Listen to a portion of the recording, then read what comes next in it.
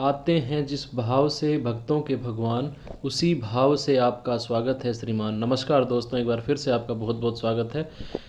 आज एक recruitment notification जारी किया है एयरपोर्ट्स अथॉरिटी ऑफ इंडिया ने।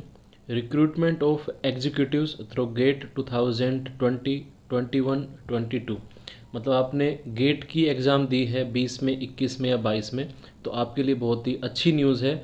सब्जेक्ट्स भी बता दूंगा कौन कौन से, मतलब कि आपने किस सब्जेक्ट में गेट का एग्ज़ाम दिया है, ठीक है। लेकिन जो डायरेक्ट एग्ज़ाम के थ्रू एआई में आना चाहते हैं उनके लिए मतलब कि ये ज़्यादा कुछ काम की न्यूज़ नहीं है, क्योंकि ये गेट के स्कोर पे ही मतलब आपका सिलेक्शन होने वाला है। इसमें सबसे बड़ा फ़ायदा ये है कि इसमें आपका टाइम मतलब कि बहुत ही कम लगेगा जॉब लगने के लिए, क्योंकि सीधी बात है, आपको ऑलरेडी एग्ज़ाम तो दे ही रखा है, डायरेक्ट आप क्वालिफाई करेंगे गेट के स्कोर के हिसाब से, ठीक है। तो अब हम बढ़ते हैं आगे कि इसमें कौन कौन सी पोस्ट है जिनके लिए ये रिक्रूटमेंट आया है।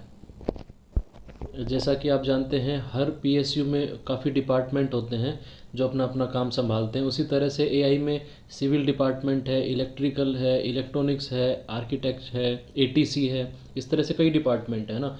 तो ये जो रिक्रूटमेंट है ये 4 डिपार्टमेंट की पोस्ट को इंक्लूड करता है। पहला है इंजीनियरिंग सिविल, ठीक है, उसकी है टोटल 62 पोस्ट है। बाकी रिजर्वेशन भी है उसमें, वो लिखा हुआ है इसमें, आप देख सकते हैं।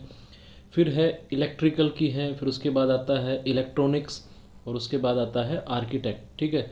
तो ये 4 अलग अलग स्ट्रीम हो गई हैं जिनके लिए मतलब कि ये रिक्रूटमेंट है। सबसे ज़्यादा इसमें जो पोस्ट हैं वो हैं जूनियर एग्जीक्यूटिव इलेक्ट्रॉनिक्स, मतलब कि जो लोग इलेक्ट्रॉनिक्स से हैं उनके लिए मतलब बम्पर वैकेंसी है, 440 वैकेंसीज, ठीक है।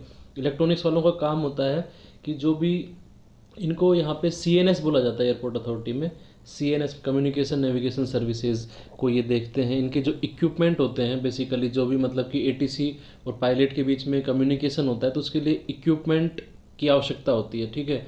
ऐसे ही रडार की भी आवश्यकता होती है, एयरक्राफ्ट जो हमें रडार स्क्रीन पे दिखे, तो उन सबको मेंटेन करना, उन सभी को मतलब कि वो सही से वर्किंग है नहीं है उनका मॉनिटरिंग करना, तो वो सब काम होता है सीएनएस डिपार्टमेंट का। तो बहुत ही अच्छी वैकेंसीज़ हैं इलेक्ट्रॉनिक्स वालों के लिए, तो बेहद खुशखबरी की बात है ये, ठीक है। अब आगे बढ़ते हैं।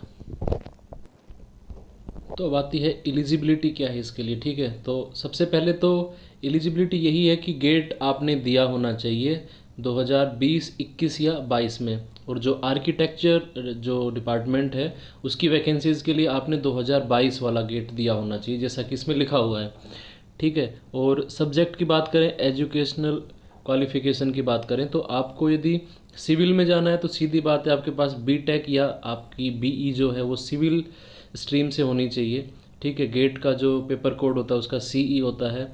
इलेक्ट्रिकल वालों के लिए इलेक्ट्रिकल इंजीनियरिंग में उन्होंने बीटेक की हो तो वो चलेगा, ईई होता है उसका कोड। इलेक्ट्रॉनिक्स के लिए होता है ईसी कोड होता है, इलेक्ट्रॉनिक्स एंड कम्युनिकेशन इंजीनियरिंग वाले होते हैं इसमें।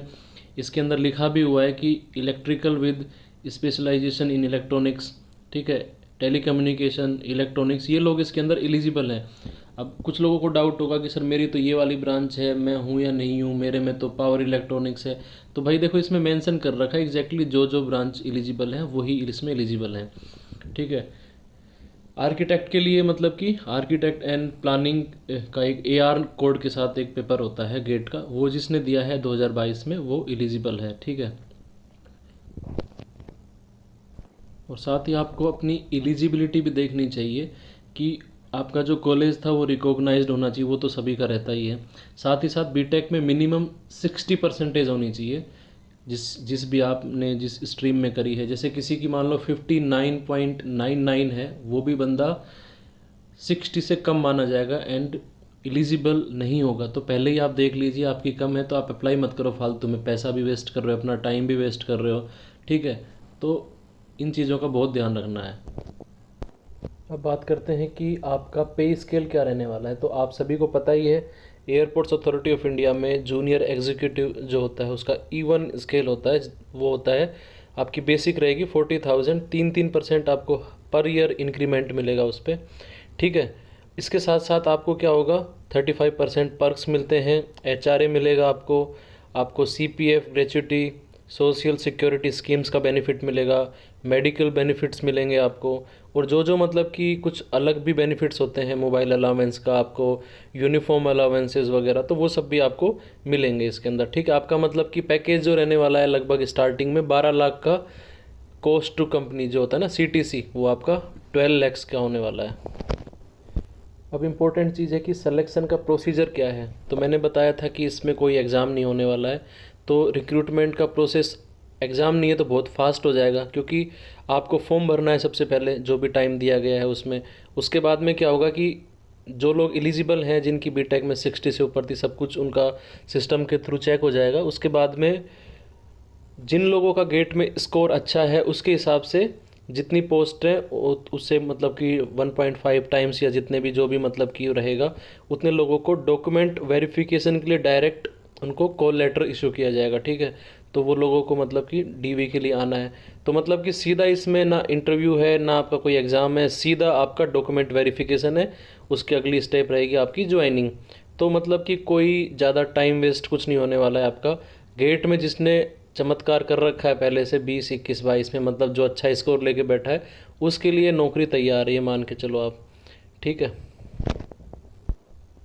अब आती है कि इसकी डेट्स जो हैं कौन कौन सी इंपॉर्टेंट है हमारे लिए। देखो, ऑनलाइन एप्लीकेशन स्टार्ट होंगे 22/12/2022, मतलब कि 22 दिसंबर 2022, मतलब कि इस महीने की 22 तारीख से आप ऑनलाइन एप्लीकेशन अप्लाई कर सकते हैं, भर सकते हैं।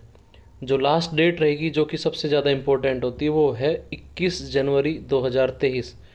ठीक है, तो उस डेट या उससे पहले आपको भरना है। तो जिन्होंने गेट का एग्ज़ाम दिया है उन्हीं को भरना है, लास्ट डेट से पहले भरना है। ठीक, तो उम्मीद करता हूँ कुछ लोगों के लिए रिक्रूटमेंट बहुत ही हेल्पफुल होगा, उनका जीवन बदल देगा। बहुत बहुत धन्यवाद, नमस्कार।